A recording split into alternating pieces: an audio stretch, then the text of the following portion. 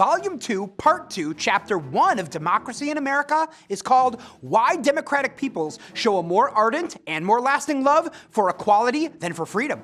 Political freedom requires sacrifices, whereas the pleasures of equality may be readily enjoyed. Hence, people naturally cherish equality more than they love freedom. In Chapter 2, on individualism in democratic countries, Tocqueville carefully distinguishes individualism from selfishness. In Chapter 3, how individualism is greater at the end of a democratic revolution than in any other period, Tocqueville observes that the great advantage of the Americans is to have arrived at democracy without having to suffer democratic revolutions. Americans were born equal instead of becoming so.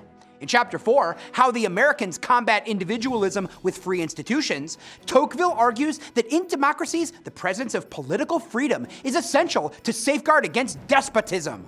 In Chapter 5, on the use that the Americans make of association in civil life, Tocqueville draws attention to the myriad civil or non-political associations formed in America: commercial, industrial, religious, and missionary.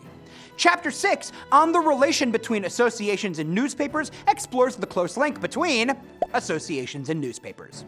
Chapter 7, Relations Between Civil Associations and Political Associations, illustrates the complementary interrelatedness of civil and political associations. Citizens who participate in the political process gain a free education in the art of association.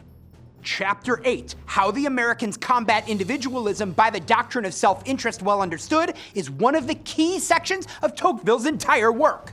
Americans almost always know how to combine their own well-being with that of their fellow citizens. Self-interest well understood provides a social safety net to prevent people from falling into a depraved, selfish individualism.